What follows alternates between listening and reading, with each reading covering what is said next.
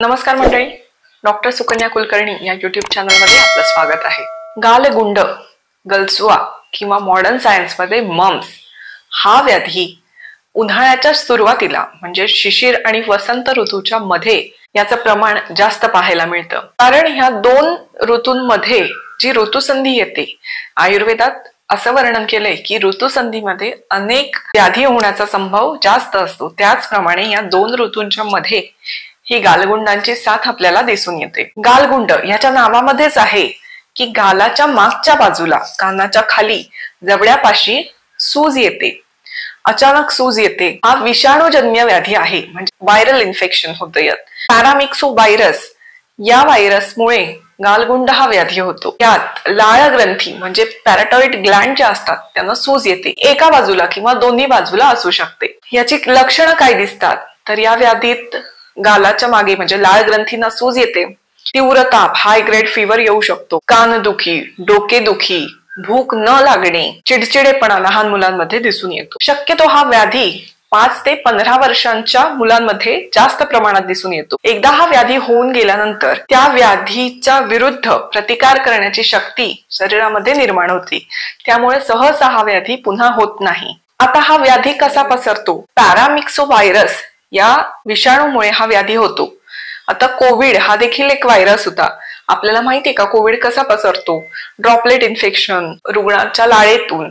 तसंच गालगुंड हे देखील विषाणूजन्य असल्यामुळे त्या व्यक्तीच्या लाळेमधून किंवा शिंकण्याने, खोकण्याने, त्याने वापरलेल्या वस्तू जर दुसऱ्या व्यक्तीच्या संपर्कात आल्या तर त्याने देखील या व्याधीचं संक्रमण होण्याची शक्यता असते. त्यामुळे दुसऱ्याला हा व्याधी संक्रमित होऊ नये यासाठी त्या व्यक्तीने किमान आठवडाभर तरी स्वतःला आयसोलेट करावे. हा व्याधी पूर्ण बरा होण्यासाठी किमान 2 आठवडे लागतात. त्यातील पहिल्या आठवड्यामध्ये या व्याधीचा जोर जास्त प्रमाणात असतो. त्यामुळे किमान आठवडाभर तरी व्यक्तीने आयसोलेट होऊन घेतल्यास अतिउत्तम. आठवड्यानंतर या व्याधीचा जोर हळूहळू कमी होऊन व्यक्ती पूर्वव्रत होण्यासाठी किमान 2 आठवडे तरी लागतात. तसंच गालगुंड झालेल्या व्यक्तींच्या संपर्कात जर दुसरी व्यक्ती आली आणि संक्रमण जर त्या व्यक्ती झालं ते 10 ते 15 दिवसांमध्ये त्या व्यक्तीला लक्षणं दिसायला लागतात. मग हा व्हायरस आहे तर याच्यावर काही वॅक्सिन आहे का? याच्यावर MMR नावाचं वॅक्सिन काम करतं. यात मिझल, मम्स आणि रुबेला या 3 व्याधींपासून या लसीमुळे आपल्याला प्रतिकार शक्ती मिळते. म्हणजेच कांजिण्या, गोवर, गालगुंड आणि रुबेला या आजारांपासून संरक्षण मिळते. लहान मुलांच्या लसीकरणामध्ये 9व्या महिन्यामध्ये ही लस दिली जाते. तसंच दुसरा डोस जो आहे तो बाळ 1 वर्षाचं झाल्यापासून 15 महिन्यांपर्यंत दुसरा डोस दिला जातो. त्यामुळे ह्या व्याधींपासून संरक्षण होतं. गालगुंड झालेली व्यक्ती किंवा लहान मुलं यांनी डॉक्टरांकडे जाऊन त्यांच्या सल्ल्याप्रमाणे औषधं तर घ्यायचीच आहेत, पण घरी काही आपण त्यांना आराम मिळण्यासाठी आपण उपाय करू शकतो का? तसंच वेदना आणि सूज कमी होण्यासाठी आपण घरगुती काही उपाय करू शकतो का तेही बघूया. गालगुंड झालेल्या व्यक्तींनी शक्यतो 1 आठवड्यापर्यंत आयसोलेट राहिल्यास अतिउत्तम. लहान मुलं आहेत त्यांना हे शक्य नाही, ती घरभर फिरतातच. त्यामुळे अशा वेळी लहान मुलांमधल्या वेदना किंवा सूज कमी करण्यासाठी काय करता येईल? तीव्र ज्वर हे लक्षणही गालगुंडामध्ये दिसतं. हाय ग्रेड फीवर येतो. हाय ग्रेड फीवर असल्यास लहान मुलांमध्ये किंवा मोठ्यांमध्ये देखील कोल्ड स्पॉन्जिंग करायचं आहे. म्हणजे थंड पाण्याने अंग पुसून घ्यायचं आहे आणि त्वरित ते कोरडं देखील करून घ्यायचं आहे.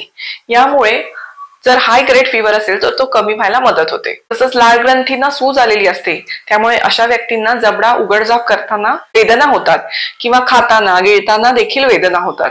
सूज कमी होऊन वेदनाही कमी होण्यासाठी आपण रक्तचंदनाचा लेप करू शकतो. आपल्याला सर्वसाधारणपणे श्वेतचंदन म्हणजे पांढरं चंदन जे पूजेमध्ये देखील वापरतात ते पांढरं चंदन आहे. त्याच प्रकारे लाल रक्तचंदन येतं. या लाल रक्तचंदनाचा जाडसर लेप जिथे सूज आहे तिथे करायचा आहे. दशांग लेप नावाने एक लेप मिळतो. आयुर्वेदिक औषधी जिथे मिळतात त्या शॉप मध्ये तुम्हाला हा मिळून जाईल. तर तो दशांग लेप तुम्ही थोडासा उगाळून किंवा पावडर असेल तर पाण्यात मिसळून तो लेप जर तुम्ही कोमट करून त्या व्यक्तीच्या जिथे सूज आले त्या भागावर लावलात तर त्याने सूज आणि वेदना कमी व्हायला मदत होते.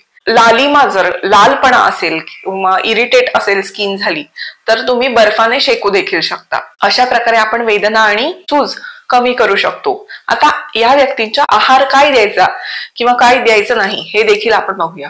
यांच्या आहारामध्ये लिक्विड किंवा सेमी सॉलिड पातळ पदार्थ द्यावेत, कारण यांच्या जबड्याला सूज आलेली असते, त्यामुळे उघडझाप करता येत नाही, त्यामुळे त्यांना कठीण पदार्थ चावता येणं शक्य नसतं। त्यामुळे लिक्विड पदार्थ किंवा सेमी सॉलिड पदार्थ देऊ शकता। यामध्ये काय येतात, सगळे पातळ पदार्थ तुम्ही देऊ शकता। सार, सूप, फळांचा ज्यूस, सेमी सॉलिड मध्ये मऊ भात किंवा वरण भात, दाल खिचडी असे पदार्थ तुम्ही देऊ शकता। काय पदार्थ द्यायचे नाहीत हे देखील तितकंच महत्वाचं आहे। अशा व्यक्तींना तेलकट म्हणजे तळलेले पदार्थ आणि खूप तिखट पदार्थ द्यायचे नाहीच आहेत। पण सगळ्यात महत्वाचं म्हणजे या व्यक्तींना आंबट पदार्थ अजिबात द्यायचे नाहीत।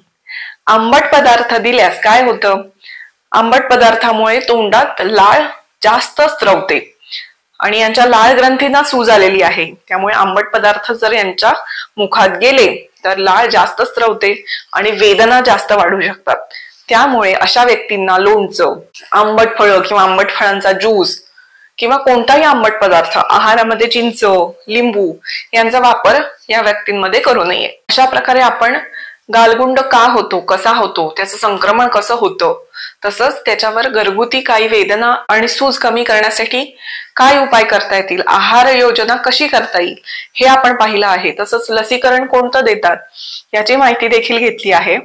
असेच नवनवीन व्हिडिओ पाहण्यासाठी डॉक्टर सुकन्या कुलकर्णी या YouTube चॅनेलला लाईक, शेअर आणि सबस्क्राईब करा। तोपर्यंत नमस्कार।